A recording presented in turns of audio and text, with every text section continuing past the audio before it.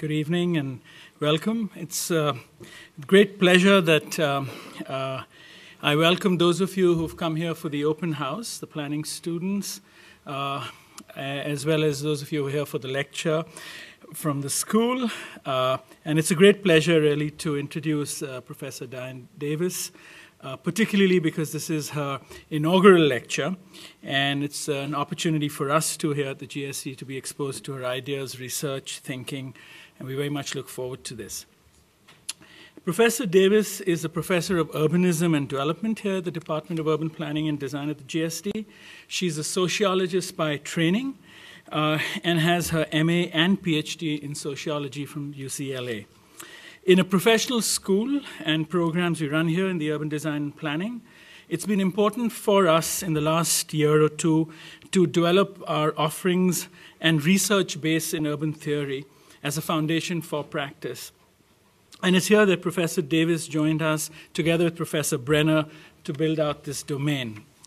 Professor Davis's research interests include the politics of urban development policy, socio-spatial practice in conflict cities, the relations between urbanization and national development, comparative international development, and much, much more. Professor Davis has special interest in Latin America, where her research and fieldwork and study has been based.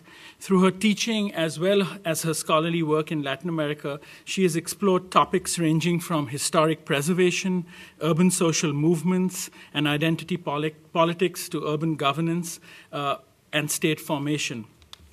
Her current research focuses on the transformation of cities of the global south, particularly the urban, social, spatial, and political conflicts that have emerged in response to globalization, informality, and violence, both political and economic. In short, she has focused on and brought to the surface several questions and flows that are not easily embedded in discussions about the built environment, but clearly are powerful shapers of the physical and globalized world we live in today. Davis's research is international in scope and comparative in method, addressing issues of cities and their inhabitants in an expanded framework that includes history, politics, and urban planning. Her publications treat issues of political identity and citizenship and the destructive impact of nationalism in cities, especially in cities whose populations are divided along ethnic, racial, or religious lines. And her publications, several publications, reflect this sort of research and work and thinking about cities in this sort of really nuanced and complex way. Urban Leviathan, Mexico City in the 20th Century, which was published in '94, is a seminal work on that city. Discipline and Development, Middle Class and Prosperity in East Asia and Latin America, which was published in 2004. Irregular Armed Forces and Their Role in Politics and State Formations, 2003. Cities and Sovereignty, Identity Conflicts in the Urban Realm, which he co-edited in 2011. She's also been the editor of the research annual, Political Power and Social Theory, for the past 15 years. She is a founding member of a newly formed international working group on urban resilience in situations of chronic violence. In her most recent edited volume, Cities and Sovereignty, Identity Conflicts in Urban Space, Davis opens up the discussion of contested space among anthropologists, sociologists, and historians by using a focus on city spaces to explain problems and patterns of identity politics around the world, examining the ways that the built environment of cities can be heightened or mitigated or can mitigate social conflict. Physical space, what Davis refers to as the weight of the spatial, she believes also plays a very significant role in urban resilience and has thus consciously incorporated physical planning and design in her research, as opposed to the more typical sectoral approach to study violence and questions of security. In fact, this is an important shift. She in fact engages both development scholars and policymakers by arguing that the spatial patterns of rapid urbanization affect social identities and political coalitions in emerging economies, creating new patterns of intra-city conflicts, at times pitting middle classes and developers against the poor and informal sector.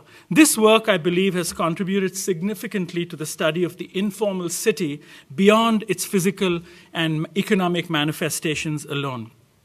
Davis's work on violence and security takes on a new problem that has emerged with a vengeance in many cities of the developing world. She believes that the rise of violence entrepreneurs and organized criminal actors in countries that not that long ago struggled over democratic transitions is one of the most critical problems throughout Latin America, Africa, and other parts of the developing world, and it needs serious scholarly and policy attention. Among other things, she examines the way that socio-spatial and economic processes in cities of the developing world have created new community loyalties that unfold on the subnational and transnational levels, some of which have been deployed in the form of violent struggles over urban spaces and have served to undermine national authorities while also strengthening the significance of cities in modern society.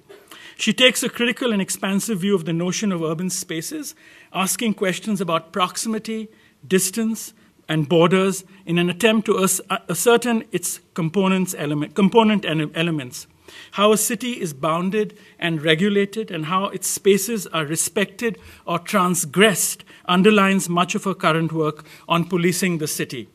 While this research extends to questions of police corruption, police violence, and a whole gamut of other issues of identity, contested space, and urban politics, in the process she is developing a taxonomy of cities in conflict in Latin America, East Asia, and Middle East, which could serve as a basis for a comparative assessment of the planning challenges they face, which will be interesting to see develop as its implication from a theoretical perspective, I believe, will be significant.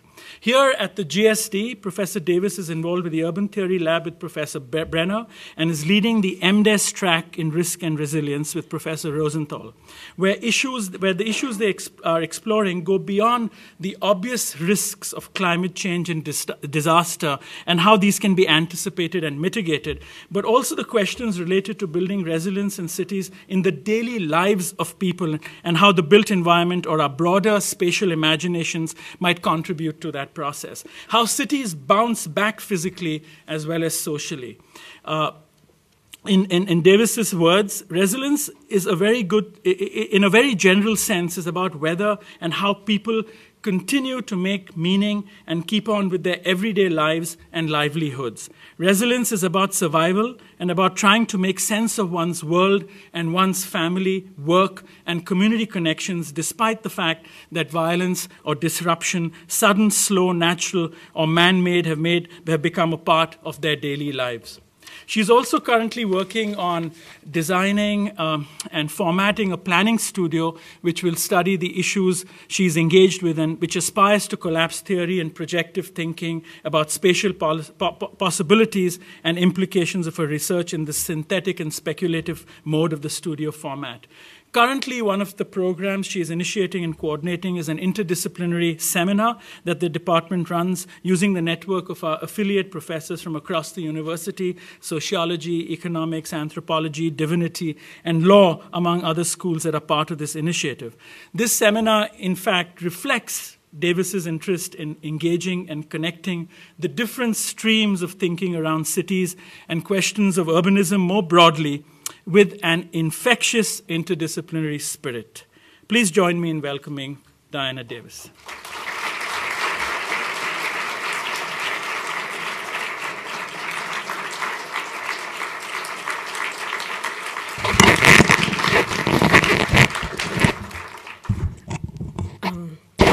Well, I guess we can all go home now.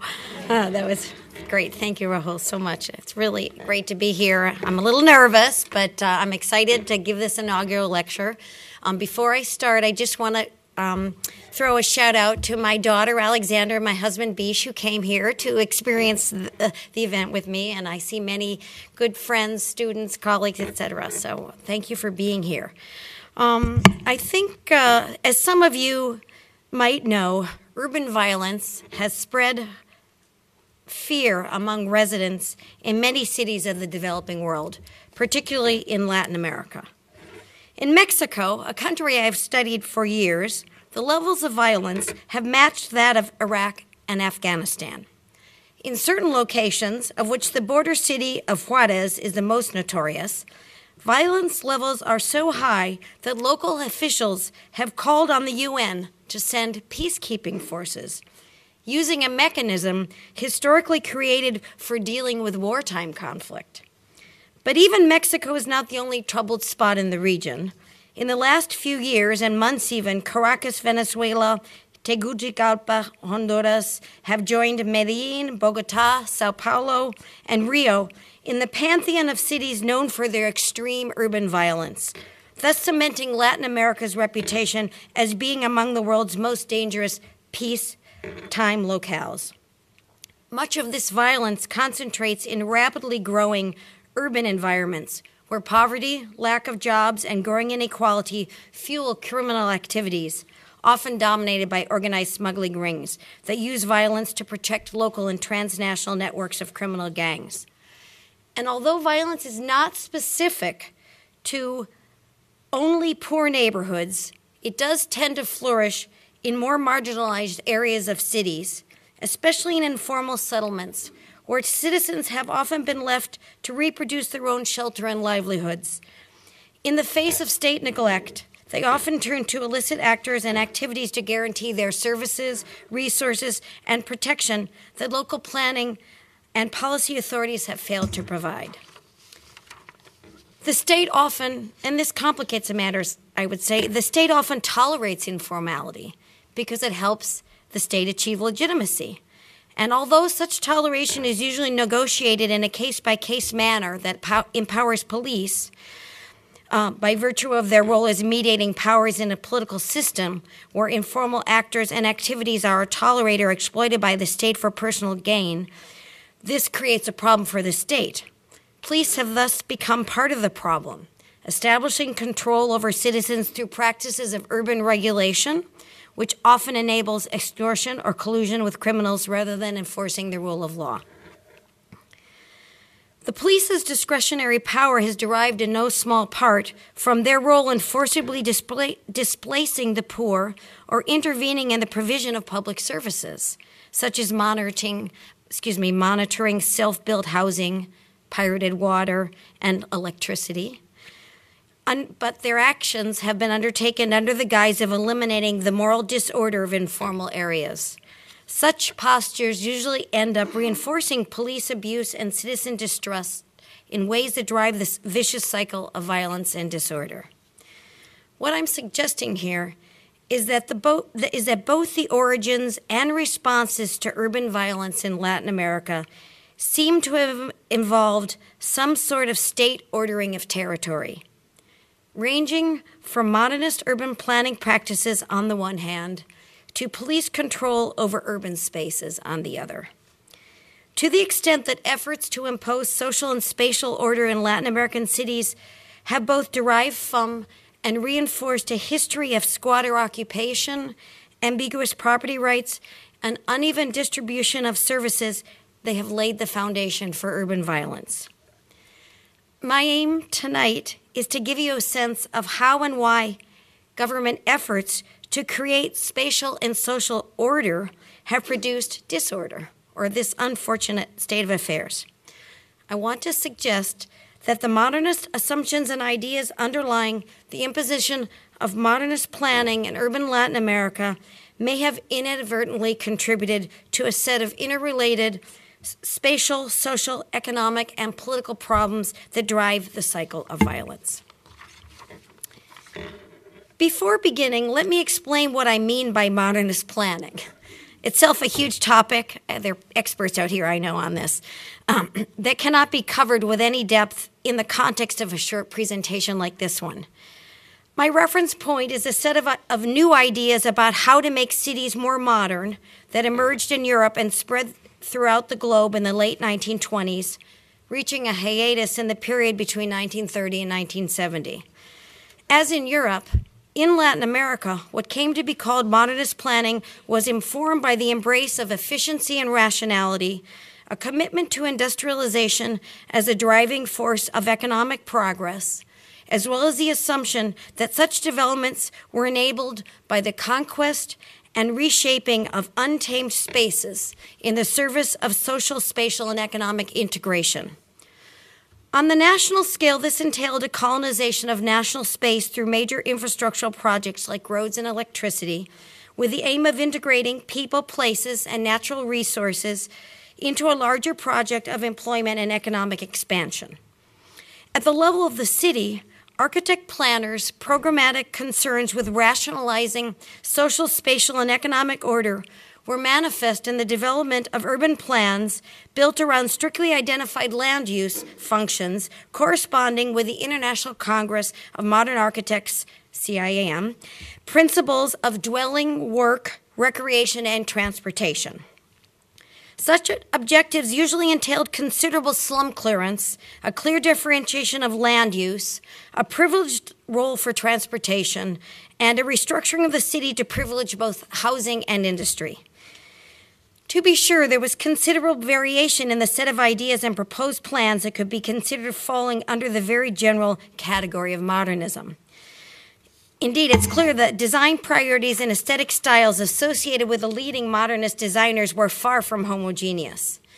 Le Corbusier, for example, embraced more high-density forms and machine metaphors of modernism, both with respect to the function of the home and the relationship between housing and industry.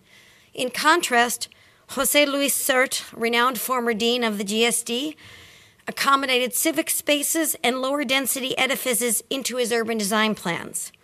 Sert, for example, was a stronger advocate of mixed land usage, and his designs for Latin American cities were very sensitive to the culture and history of the region, with a concern for reproducing village social order within the new metropolis as a main element, distinguishing his plans from other modernists.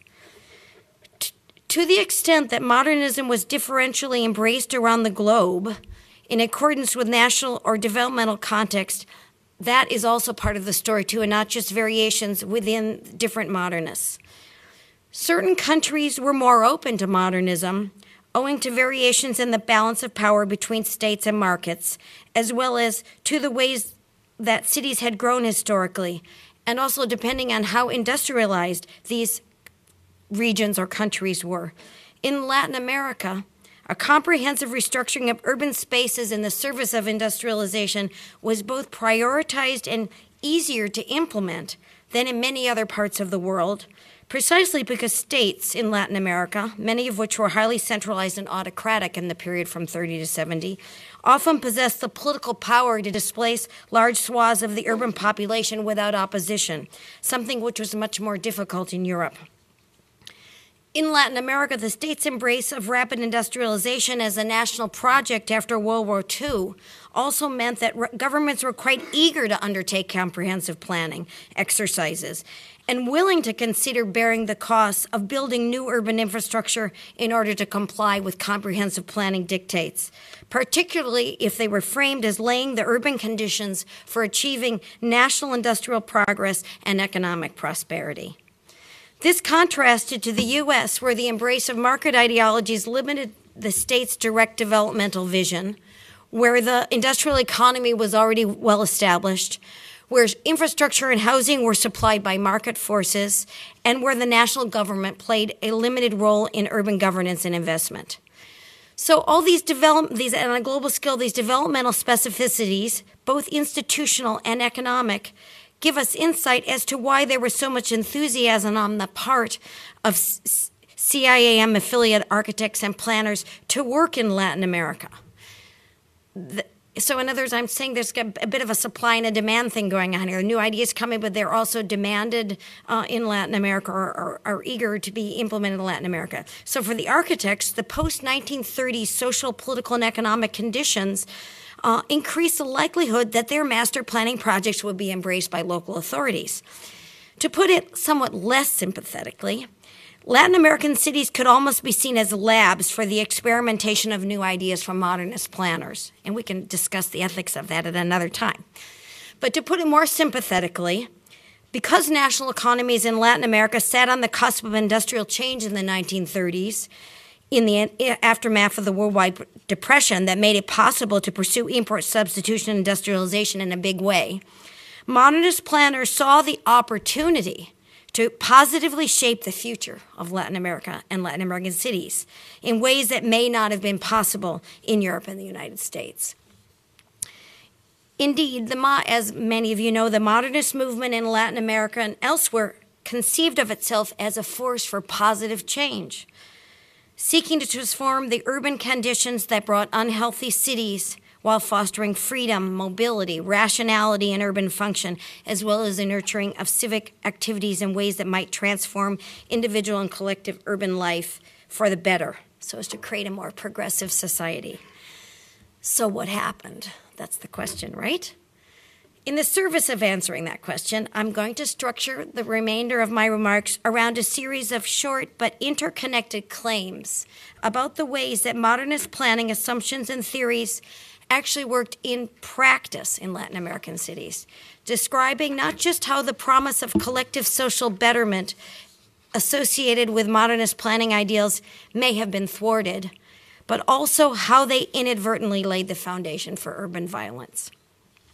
So my first claim is the embrace of modernist planning brought new land use priorities that privileged the restructuring and renovation of centrally located areas and justified the construction of both higher density, higher quality buildings and wide open spaces in ways that frequently displaced socially marginal populations in disadvantaged, territorially peripheral locations, thus laying the foundations, really early on, for urban duality as expressed in the distinction between the formal and the informal city.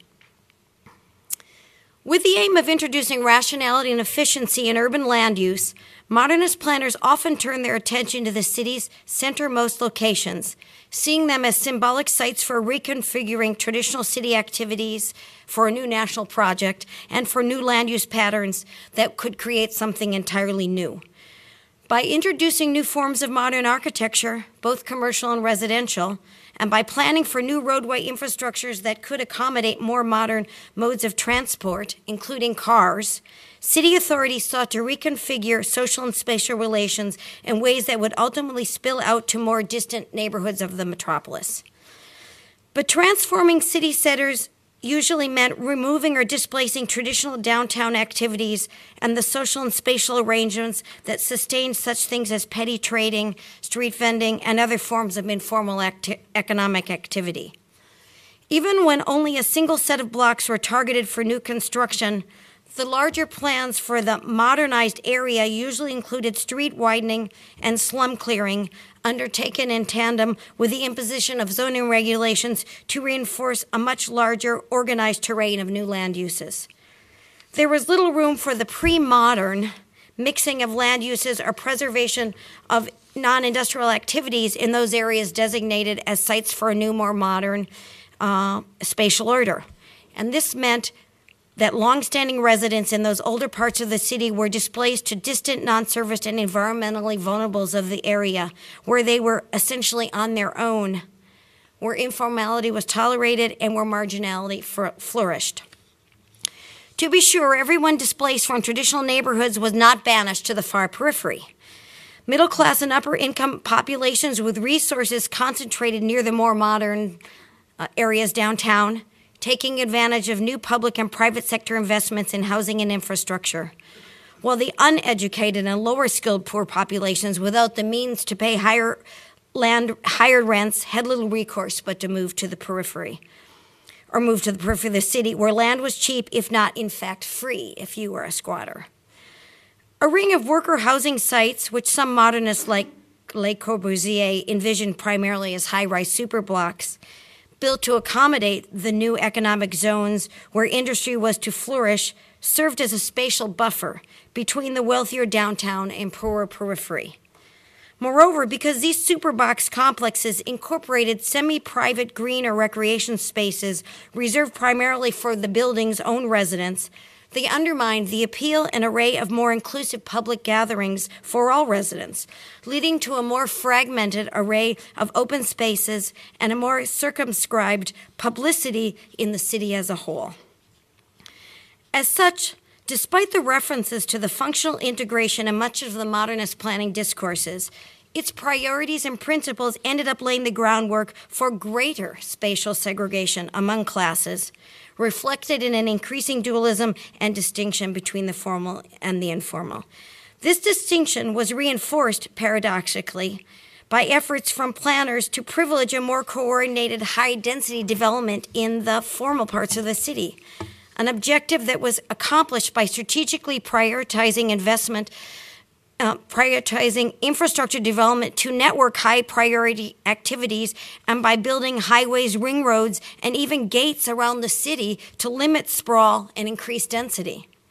These infrastructural investments further increased land values in the service areas of the city, thus further driving the displacement of low-income populations who ended up outside the service city, often gated, or at least outside the roads, thus helping to establish the initial separation of the formal and the informal city.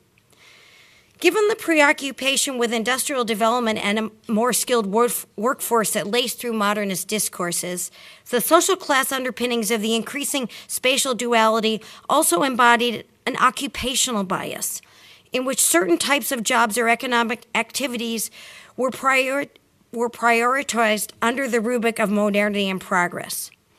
For example, factory and office workers were both considered worthy or driving forces of the new economy and thus worthy of new housing stock, with their locational and leisure concerns central to decisions about the relationship between housing, transportation, infrastructure, and green space. In contrast, the working and housing needs of small artisans and petty commodity traders hardly figured into modernist plans at all, despite the fact that this form of employment was absolutely necessary for the livelihood of scores of urban residents, perhaps even a majority, especially before the 1960s, when industrial manufacturing was still coming into its own. The privileging of boulevards and highways for cars and the construction of new high-density shopping centers to cater to the consumption trappings of salaried workers and the emergent middle class further changed traditional land uses and the small commercial activities that dominated many Latin American cities before the 1930s and 40s in ways that continued the displacement of the poor to the periphery.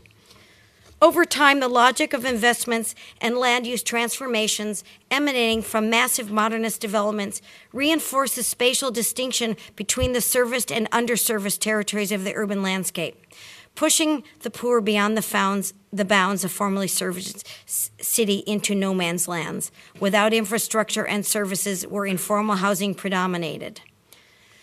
Make no mistake, modernism as a set of urban design practices and planning ideals cannot alone be faulted for establishing a rupture between the so-called formal and informal city, or for reinforcing class and social distinctions in space. A certain degree of spatial inequality preceded the advent of modernism, and it persisted even in those Latin American cities where modernist planning projects were rejected or failed to materialize. Equally important, many of the ideas associated with some of the leading modernist planners in Latin America, and among them Sert, who really stands out, I think, as exemplary among the modernists, actively sought a degree of social and spatial integration intended to challenge the stark social spatial differences that might come from the intrusive development schemes intended to impose an entirely new order. It was actually for this reason, as among others, Sert built a fifth function into the fourfold CIAM mix, arguing for the importance of providing civic spaces in an effort to emphasize locations for democratic deliberation for all, and using this principle to connect modernist planning practice to the history of urbanism associated with Spanish colonial cities, where central plazas form much of the basis for civic life. Sert's plans, in fact, and there are many of them here at the GSD, it's so much fun to go through them, routinely emphasize the network connectivity across different locations in the city, with an emphasis on smaller scale dwellings that reinforced integration of work and recreation and home without creating stark distinctions between central areas and the rest of the urban landscape. Sert was also on record for arguing that major infrastructure thoroughfares should avoid cutting through urban villages and certainly not the historical center. In this regard, his approach stood in contrast to that associated with Corbusier, whose plans for Latin American cities tended to offer higher density alternatives where individual freedom was valued more than collective consumption, and where a fundamental transformation of the physicality of the urban landscape was the stated aim, without concern for democratic deliberation or collective efficacy. But the more important point here is that the more physically modest, as well as socially and spatially integrative modernist plans and projects, such as those by Sert and his partners in Town Planning Associates, were rarely ever built. When modernist projects were embraced and funded in Latin America, they were usually the more high-rise, high-density housing alternatives associated with superblocks. And even when this happened, these housing projects were usually, the housing superblocks, were usually the very last elements to be constructed after first starting with a massive restructuring of roadways and other transport infrastructure, and second, the slum clearing of downtown. Thus, the question is why?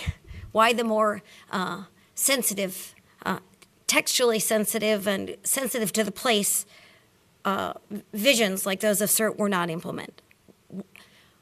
And also, why do we see a selective or partial embrace of the main elements of the larger modernist paradigm?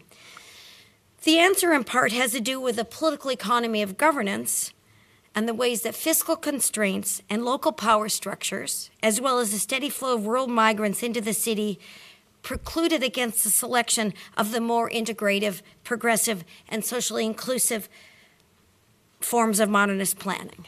And that leads me to my second claim. Even when open to the promise of modernism, local power structures in Latin American cities were unwilling or unable to embrace it in as comprehensive a way as its proponents required or expected. That is, they tended to incorporate only certain elements of larger modernist plans, selectively adopting only the most profit-making projects and design recommendations in ways that undermine the larger integrative ideals and social commitments associated with several of the modernist planning, more progressive modernist planners. And this selective implementation reinforced the distinction, the mantra of the talk, between the formal and the informal city. To put it another way, fiscal and political constraints push local authorities to pick and choose elements from the modernist planning toolkit, wrenching ideas or concepts or singular design elements out of the larger, more comprehensive whole. In the process, they undermine the integrative potential of the original assumptions and ideas. So the point here is the problem was not the content. I think I really want to make this clear. The problem was not the content of the modernist planning paradigm per se, so much as the political and economic context into which these planning ideas were imported, and the ways that the institutional and fiscal constraints on implementation watered down and even distorted modernist planning ideals. And I think a lot of this will become clearer when we examine which modernist projects were or were not implemented in their entirety, where and by whom. As the promise and novelty of modernist planning ideals took the design and planning professions by storm during the 30s and 40s and 50s, governing officials in places as wide-ranging as Brazil, Colombia, Venezuela, Mexico, Chile, Cuba, and Peru were among the countries eager to transform urban spaces in ways that privileged both nascent industries and their workers, and to a certain degree, using those projects to undermine the regional and national power of the agrarian oligarchy and agriculture as a driving force of the economy. Given the centralized structures of national governance in most Latin American countries, a lot of these projects were introduced in capital cities or other industrial cities or areas where the elite, the economic elite, linked with the local political elite to join with the national elite, which was trying to drive the national economy. In some of these situations, financial assistance for the consideration and adoption of these modernist plans in capital or these major important economic cities came from foreign firms interested in building new industrial cities and in modernizing Latin America, including U.S. firms who counted on the Alliance for Progress in the 1960s to support such initiatives. But even with foreign aid, massive urban development projects that were faithful to the integrative ideas of modernism that local elites and national elites were supporting were often cost prohibitive, particularly if they entailed the construction of worker housing along with other major infrastructural investments for the transport of the manufactured products and the revitalization of the economy that was the fuel behind the embrace of modernism. Even when a single demonstration project could be approved, as occurred in the cases of Bogota, Caracas, and Mexico City, which is pictured here. This is a Mario Pani design. Mario Pani studied with Corbusier in France. Fiscal constraints associated with late developmental status usually meant that all of the plan's elements could not be fully provided for all residents in all areas, thus laying the foundations for a dualism in city form. Prohibitive land costs meant that the most accessible high-value lands were reserved for upscale projects, while public housing and other urban interventions, if they were built for the poor, usually were located on the outskirts where land was cheap, again, reinforcing the duality in the city. Equally important, when resources were available for the public financing of projects, local planners were under pressure to accommodate the priorities of influential actors, particularly those that helped powerful industrialists or their factory workers or speculative landowners who stood to profit enormously from the steadily increasing land values that accrued from the wide array of new urban investments. This meant that local officials usually adopted those particular elements of the more comprehensive plans that appealed to the profit-making aims of private developers. Where the projects were cited also had more to do with the politics of property development than with the original intent of the proposed plans.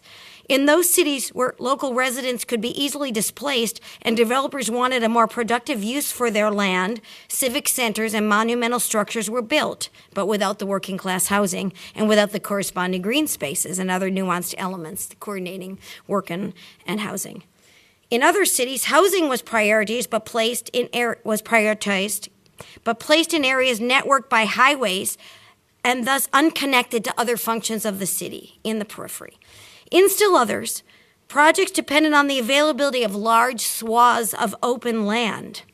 In all instances, implementation depended on how land was to be acquired or marketized, and whether land expropriation was necessary or possible.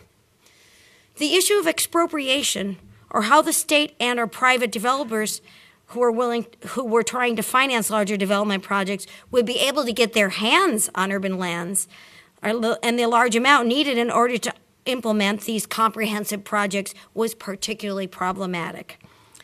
These problems stem not merely from the fact that most modernist plans eyed the most heavily used, high-demand areas in the historic center of the city, where property lines traced back centuries, often to land grants associated with colonial subjects who were no longer in residence, or even to the Catholic Church. Also constraining authorities were legal ambiguities governing the relationship between the state and property markets in a context where many urban legal codes were in flux or under contention. Such ambiguities put limits on the basis for state expropriation of private land, often leading to long and drawn-out battles in court that stalled final rulings beyond the administrative terms of local authorities.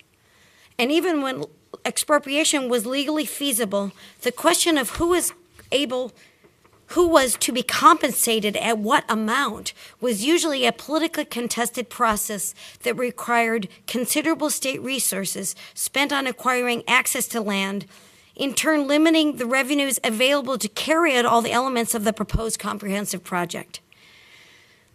Together, all these factors explain why so many of the CIAM-sponsored comprehensive municipal plans, particularly those offered by Corbusier, Sert and Wiener, Brunner, and others who were associated with the vanguard of modernism in Latin America, were actually never implemented, remaining only on paper and available downstairs in the Loeb Library if you want to take a look at them. It also explains why the projects that were most likely to be commissioned, even if they were not completed, focused on the construction of entirely new towns, whether new industrial settlements with worker housing, as in Corbusier's Cidade de Motores, on a swamp, or Motor City, on a swamp 20 kilometers from Rio de Janeiro, where nobody was living, or even on entirely new cities, as in Brasilia, where property rights, displacement, expropriation, and compensation issues were not central, and where the blank slate of creating an entirely new town allowed more room for maneuver without social, political, or legal constraint. Finally, they also explain why the few projects that were implemented in existent or older cities tend to be located in areas where where urban poor could be easily resettled, where the state already had access to property, or where the preferred developments were major real estate projects with high profit and speculative value, thus fulfilling the needs of local elites, who were only willing to relinquish their properties or invest in new projects if private financial gain was guaranteed. While this was more possible in some cities than others, given existent economic and political power structures, it was also more likely to occur in certain locations, namely older, centrally located parts of downtown that could be made more accessible through new transport infrastructure. My point here is that most modernist planning ideas were implemented in the form of piecemeal, non-integrated spatial interventions selectively applied across the urban landscape of particular cities rather than taking the comprehensive form envisioned by their authors. Modernist planning, in theory, and at the stage of the drawing board, may have held incredible promise to better Latin American cities, but in practice, in most cases, it did not materialize in the ways its proponents hoped. Worse yet, when the elements were adopted, many of them inadvertently undermined the paradigm's integrative ideal, reinforcing rather than bridging social and spatial distinctions in the urban landscape. Claim 3, just 2 more. To the extent that the piecemeal and partial adoption of modernist projects contributed to the displacement of populations to underserviced and underdeveloped urban locations, and to the extent these settlements were both informal and understood to be temporary, local authorities made few efforts to offer housing, regularize land, or provide services to populations of the informal city, investing more in the formal city. This meant that residents in the informal city had to provide for their own livelihoods by building their own housing or providing their own services. And this in turn created an environment where the employment and livelihood prospects of marginalized populations in informal areas depended on and were brokered by political control of the physical environment. Planning officials' failure to formally acknowledge or embrace the ad hoc urban practices undertaken by residents in informal settlements and their unwillingness to even recognize these or other alternative forms of urban life as either legitimate or justifiable or a justifiable response to hardship led to reprisals and at times the flat-out destruction of entire informal settlements through bulldozers and other practices, something that was relatively common in Latin America in its major cities during the 1960s, 70s, and 80s, and in some cases extended to the 90s. Even without actual bulldozing, the coercive monitoring of social and spatially marginal neighborhoods and the continued threat of displacement fueled both community instability and new forms of political clientelism that ended up reinforcing residents' daily dependence on informal community leaders. In addition to calling into question the strong horizontal networks among community residents, these political relationships of clientelism reinforced the power of those who could protect or accommodate their neighbors, residents in the marginal areas. The end result was the emergence of an array of informal or illicit leaders at the level of the neighborhood who grounded their legitimacy and reinforced their authority by controlling informal territories and the activities within them for their own gain. Whether through direct protection of citizens and physical territory or through co-optation and extortion, local leaders in informal settlements built their power by offering alternative forms of governance and order that paradoxically further limited the power and capacity of the formal state to integrate the spaces of informal urbanism into the modernist plans and projects associated with the rest of the city when they did have the resources and the will to do that. Clientelistic practices were seen as necessary by residents because without official recognition, informal settlements were denied basic services like water and electricity. Although to a certain point, authorities built roads and tolerated housing construction, usually self-help housing, because both were necessary for labor force reproduction and mobility, and because these interventions helped jumpstart a peripheral land market that could later be developed by real estate interests. But clientelism was also accepted by residents because local authorities failed to see informal settlements as sites of integrated urbanism in the same way as they conceptualized this integration for the formal areas, where work was conceptualized as to be linked to housing. This in turn meant that local authorities failed to prioritize investments or policies, whether infrastructural or in terms of credit, that would foster a thriving commercial sector or other forms of employment within the informal settlements themselves. The state's failure to invest in infrastructure that could sustain formal economic activities within marginalized neighborhoods owed partly to the locational biases of modernism that privileged other areas, the downtown areas. But for these and other reasons, economic activities in informal settlements remained marginalized, small-scale, and undercapitalized in ways that limited both employment and absorption capacities and growth potential, thus laying the foundation for continued poverty and its concentration.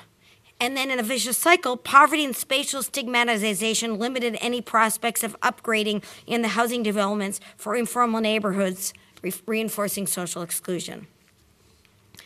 Even when local governments sought to regularize informal settlements, offer housing, or establish property rights so as to make private sector investment more viable, the lack of services and infrastructure, coupled with low incomes, meant that housing in peripheral locations of the city tended to be built in cookie-cutter fashion on small lots, usually too limited to accommodate upgrading if incomes were to rise, and without much scope for other forms of commercial land use, either large or small.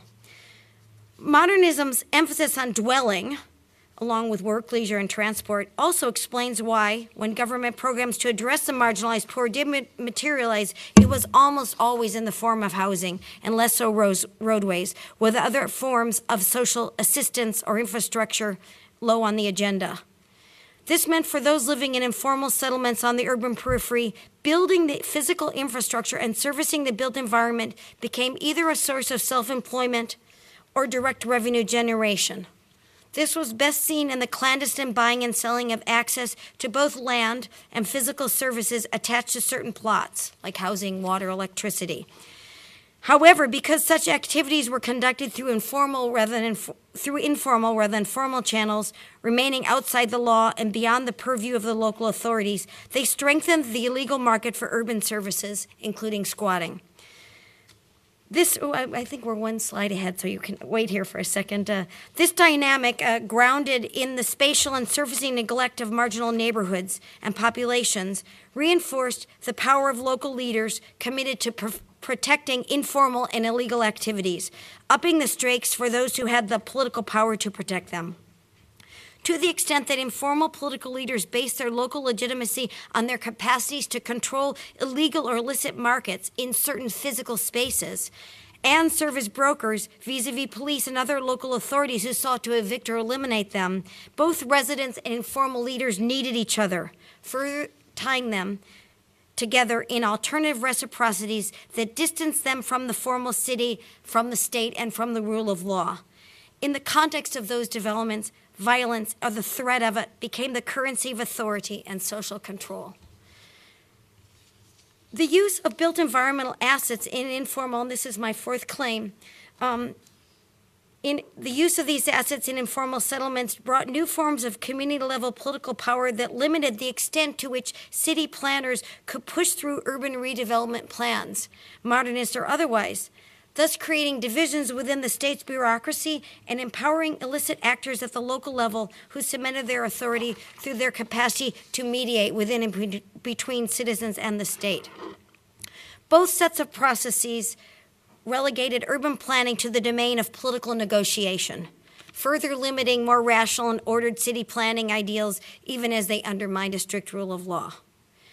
The emergence of these local power brokers whose authority rested in reinforcing the distinction between the formal and the informal city, and who used violence and their relationship to elicit actors in informal communities to keep citizens loyal and the state at bay, also mapped onto the planning process by fragmenting political authority and urban governance in and over planning areas.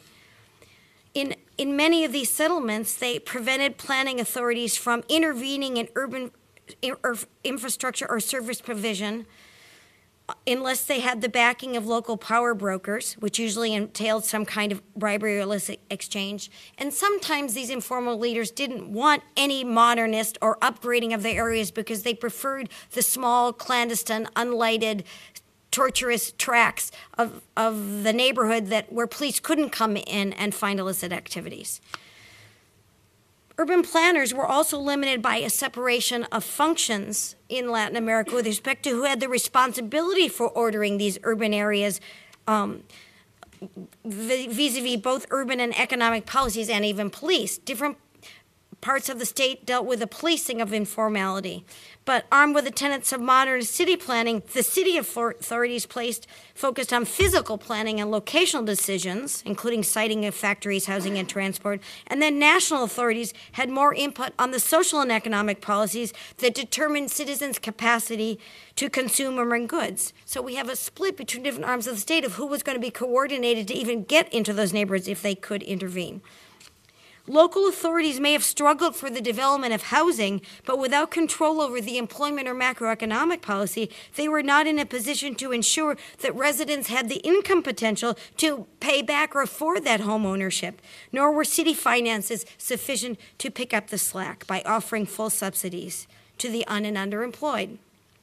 The lack of local and national coordination between spatial, social, and economic policies led to an array of projects and arrangements in informal settlements in particular, including sites and services, squatter upgrading, land regularization, informal markets that only served a fraction of the population, and that when implemented tended to fragment informal settlements into multiple constituencies with diverse, if not contradictory, urban demands.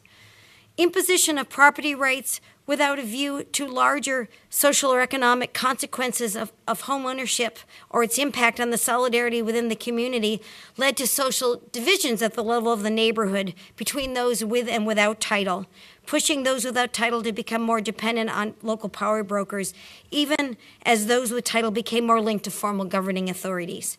Both served as a form of patronage that sustained informal and formal political authority, coexisting together. Equally important, these developments undermine the horizontal relations among the community and increasing citizen dependence on political leaders. The coexistence of various constituencies in unregulated urban space, itself built on the uneven patterns of land tenure and property rights, empowered those who wielded the capacity to mediate this system. In addition to informal political leaders from the neighborhood, local police also played a part in this negotiation and in this imbalance or this precarious balance. Police's involvement in neighborhoods may initially have owed to their state's interest in controlling urban space and populations, as well as their desire to impose spatial order and social values on marginal populations. But once inside the physical confines of those informal spaces, police often accommodated, negotiated, and reinforced the formal order. They worked with vulnerable residents, particularly those who needed protection in the face of urban regulation associated with formal dictates of urban governance, such as clearing street vendors. In low-income communities, the market for extortion with respect to the police was often so great that both police and informal leaders ended up competing over who would control the local protection rackets. Over time, this led to long-standing networks of collusion between police and local leaders, including those involved in illicit activities. And those relations grew stronger and more nefarious as the ranks of the informal economy expanded and commodity trade became more illicit. In these environments where police protected criminals more than residents, where competing actors sought to control urban space, and where the scale of illicit trade expanded beyond the community's boundaries, empowering the purveyors of violence vis-a-vis others in the locality, more intensified violence. resulted. This occurred not just because police police complicity and the fact that the rule of law was almost non-existent in these marginalized areas, or even just because in such an environment produced high resident mistrust of police, thus leaving informal authorities more scope to control social and spatial dynamics. This also was a result of the networks of protection, extortion, and trade that were so powerful in the community, began to spread beyond the community itself, reinforcing the power of the local leaders, even though the illicit trade was spilling over to other parts of the city, even beyond their nations. My fifth and final claim, the combined, kind of a summary claim, the combined effect of these developments, starting with the separation of the formal from the informal city, the reduction of employment prospects in marginalized communities, the growth of local illicit economy linked to an alternative or informal urbanism in human settlements, the emergence of local political leaders whose authority derived from their protection of these informal and illicit spaces, and the complicity of the police and other arms of the state in such developments created new forms of loyalty and allegiance to criminal elements at the level of the neighborhood, thus reinforcing the social and spatial correlates of the formal and informal distinction, as well as chronic urban violence. Now, I come to that postulate not just through a series, these path-dependent steps that I've shared with you that help us understand the social spatial distinction, but also because if anybody who studies cities in Latin America knows that urban violence is the hallmark of, it is the most fundamental problem that local authorities and citizens are facing these days, whether Colombia, Brazil, Mexico, Venezuela, or elsewhere. And as a parenthetical note, and maybe something I'll be working on more, it has caught my attention that a lot of the places where the modernist ideas were first introduced are the places where we see a lot of the violence. Brazil, Colombia, Mexico, Venezuela. So what I have tried, we can have the next slide. What I've tried to do here is explain the historical sources of urban loyalties built on and derived from connections among those whose livelihoods were socially and spatially linked to informal and illicit activities in marginalized neighborhoods of the ever-expanding Latin American city. To the extent that these relationships of allegiance and reciprocity provide new forms of urban welfare and protection in the face of years and, in fact, decades of marginalization and urban planning neglect, they begin to operate as the functional equivalents of states, thereby sustaining new forms of non-state sovereignty in which local leaders count on their own armed actors to sustain, nurture, or protect their activities. In many of the poorest settlements in cities of Latin America, even the routine policing, coercive functions of the state are now being undertaken by informal actors, whether more traditional power brokers, organized crime bosses, gang leaders, organizations like the PCC in Sao Paulo. In this Wild West type of atmosphere, many low-income communities with a history of informality find themselves in a situation where violence has become the principal currency for greasing the wheels of the economy and ordering everyday urban space.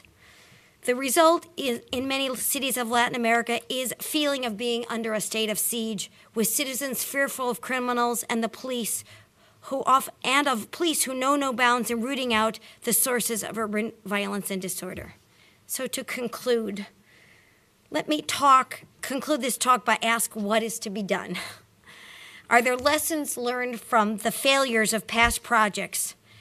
And can these lessons lay the foundation for potentially positive and more constructive actions in the future? Because we are in an urban planning program here.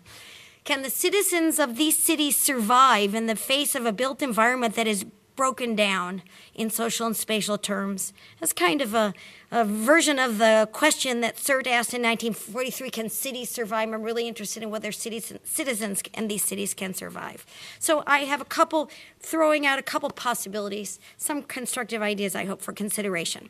First and foremost, as planners and designers, we need to rethink the formal-informal divide in planning theory and practice, developing a new way to plan for, accommodate, and build on informal urbanism in ways that will integrate rather than segregate poor, marginal, and informal neighborhoods into the larger urban landscape.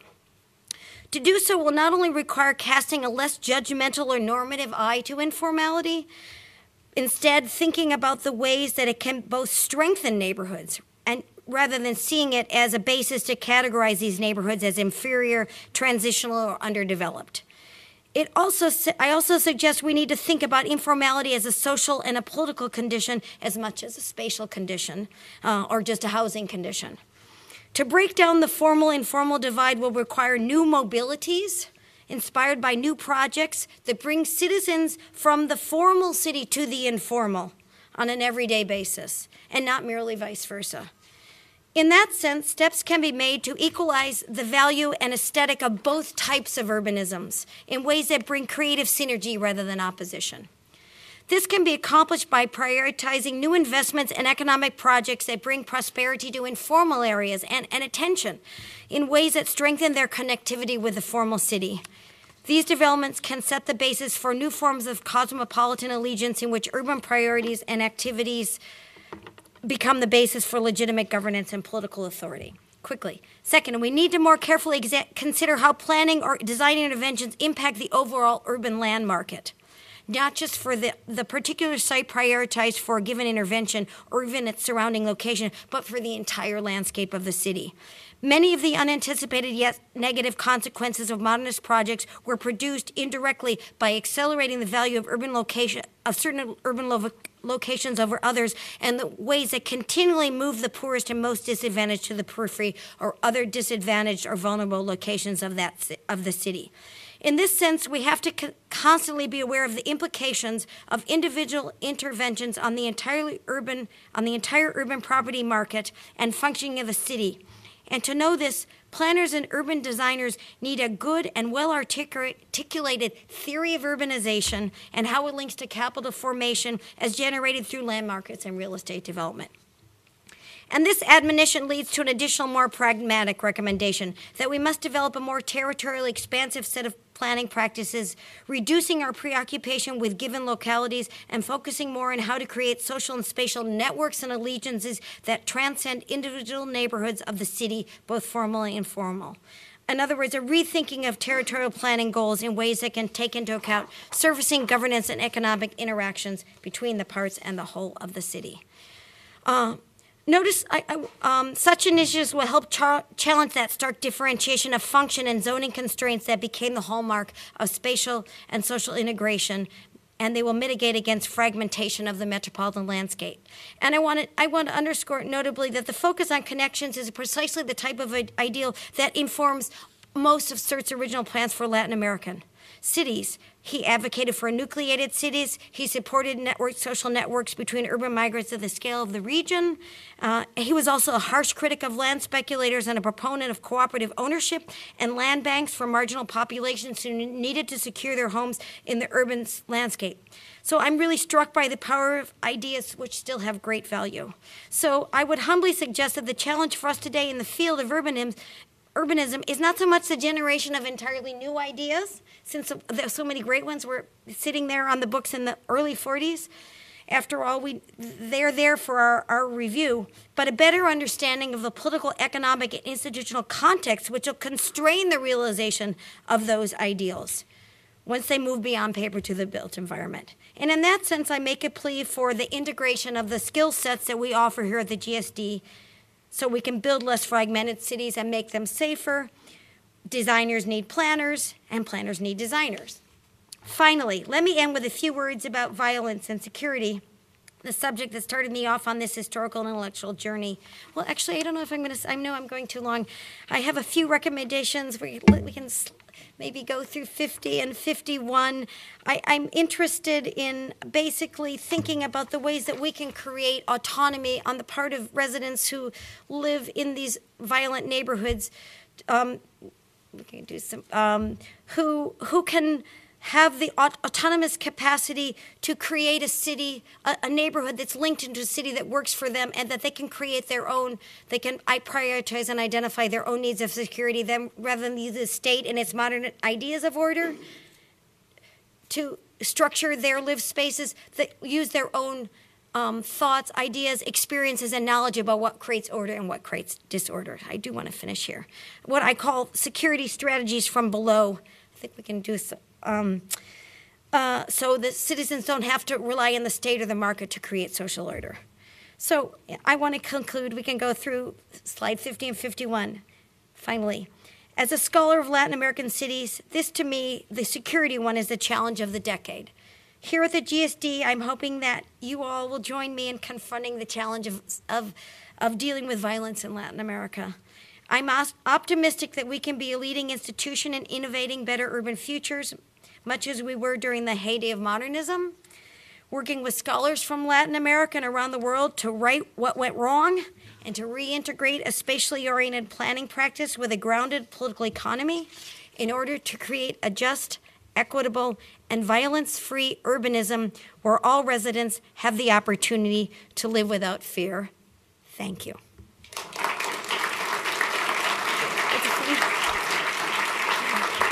Sorry, I went over. Okay. Yeah, sure.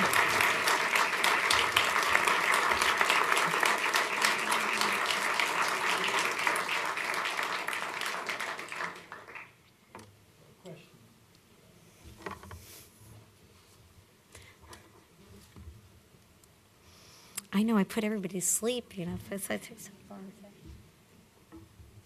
There, Joyce, yeah. I wonder, oh, that was brilliant, thank you. I wonder if you see any similar dynamics in American cities. Dare I say Detroit, Cleveland, Cincinnati, New York, neighborhoods that have been fueled with drug violence and other forms of violence. Thanks. Well, I think that the kind of spatial location of these neighborhoods may be reversed, right? In the United States, they're concentrated in some dilapidated areas in downtown often, unless they've been, in most American deindustrializing cities, that's the problem.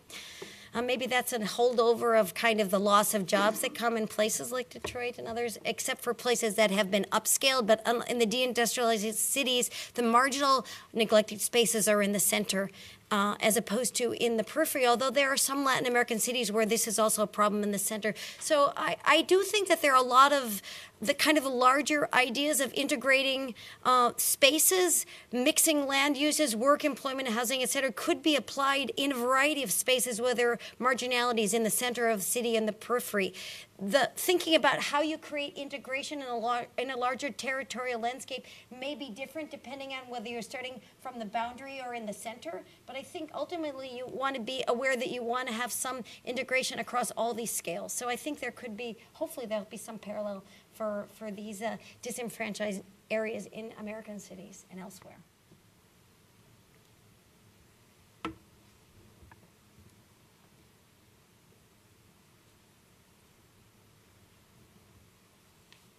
In one of your points, you blame selective implementation of comprehensive ideas for the problems of the Latin American city. But aren't we to expect that comprehensive ideas will generally be selectively implemented? So is there a way to foresee that and design the comprehensive ideas in a way that can accommodate that, perhaps? Right. I mean, I think that's a really important point, and it kind of situates my talk in its historical context. At the time, we were talking about comprehensive plans associated with the modernist paradigm in the 40s and even later. We still didn't have the kind of backlash against comprehensive planning that we have now. So I think that you're right in that we should be prepared to think about the fact that usually it's hard to do all those comprehensive plans, but that wasn't necessarily behind the ideas that were presented in the modernist paradigm that I'm critiquing. And so by acting without an understanding that it could just be a piecemeal implementation, the ways the whole package fit together could not be realized. So I think that that is a lesson for us today. And I'm certainly not advocating for a kind of a top-down comprehensive planning, but an integrative sensibility and a scale, an understanding of a network of across scales that allows us to kind of have flexibility and make sure that when you introduce just one element, that there's not more negative like spillover effects than you would have had if you hadn't introduced that one element. And I don't think this isn't what happened in Latin America, and they got themselves in a lot of trouble because of those problems.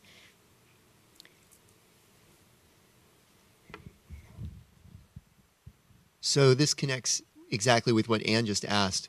So this was a very striking line of interpretation, Diane, because I expected, just based on my knowledge of your work and our many discussions, that you would develop a really strong critique of the modernist project, but it sounds like a strong part of your, at least a strong strand of your argument, it's kind of a redemptive project. And if I understand you correctly, you're actually arguing, and for the people who are in some of our classes on the history of urban planning, I mean, we've been working through the sort of critique of modernist urban planning in our classes, and this was kind of an argument that modernist planning didn't go far enough, if I understand you correctly, because the sort of integrative, redistributive ideal that was implicit in some of those design interventions wasn't fully realized. So then when you fast forwarded to the contemporary moment, it sounded like you're making really an argument that's quite against the grain of a lot of contemporary planning and design theory that's arguing for a recuperation of a certain kind of modernist project. Yeah. And this leads to my question. So a lot of your work is very much about embedding these planning projects within the political economy of industrial development in Latin America and beyond.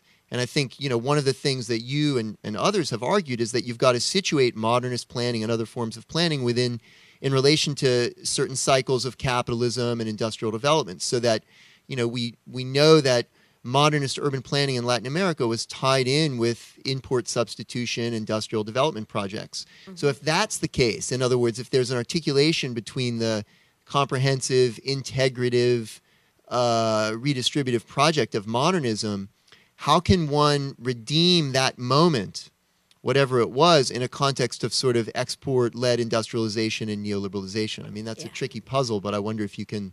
Oh, I told you I wouldn't have the word neoliberalization in my talk. I couldn't help but bring it up. I had it in there. I took it out. It's a great question, Neil. I'll try to be quick in it, but we can talk about it more later. I'd love to have a conversation with people about this. I guess... I want to say that when I started this was a real learning experience for me to write this paper. I had written a version of this looking at illicit activities and the informality, the political, the informal settlements, but I hadn't really looked at the modernist planning side. And I thought, well, I'm at the GSD. I've got to get down there in Loeb Library and find out a little more about this to make generalizations. But my initial point of entry was exactly this one, which is that modernist planning was associated with a project that I couldn't have imagined that I would have found anything redemptive, to use the word. But what I found, and again, it's search, so I think I want to say that what I found with the assistance, by the way, of some students here, Jacqueline Sachs helped me with some of the research, and Guillermo Ruiz helped me with some of the slides, so I want to acknowledge them. I found of so much variation in the ideas of modernist planners across Latin America, and so it made me... And I don't like a lot of the designs I thought were anathema of the principle and ideals that I would have liked to have seen in modernism, or that they said, in theory, we're not even there always on paper. But I found Surt's work and a few others to be incredibly provocative and powerful. And I was looking at some of his recommendations, and it was exactly the recommendations I had been writing for the Urban Resilience Report that Rahul was mentioning on my own, just through my field work, how we want to kind of restructure cities. So I guess the point here, so it was a personal journey for me, and so the kind of larger theoretical or analytical point for all of us is that I think it's really important to distinguish between modernist planning or the modernist paradigm and individual modernist planners. And this should be, all of us should be we should be focusing on the ideas and not on the paradigm, and reproducing a paradigm without taking into account the specificity of the time and the place. Surt, maybe because he was from Spain, had a sensitivity to Latin America. I don't know what his plans were for other places, but his plans for Latin American cities were extraordinarily powerful and very sensitive. So, and that's another argument for something that Rahul was saying, things that we do here in the GSD. Know a place really well. Know what is the place that you're bringing a new idea from outside into. So in that sense, I think CERT was able to do that with some of the principles of modernism, but tailoring them. So I guess I want us to have it both ways. I want to be able to critique a very stark and formulaic functionalist modernist paradigm and understand that there could, embedded in that are some principles that could be tweaked in a very progressive, sensitive, socially just, anti-capitalist way. So we'll have to have more discussions about CERT in class. So but thanks for that question. It's a great question. Maybe, okay, maybe there are no more.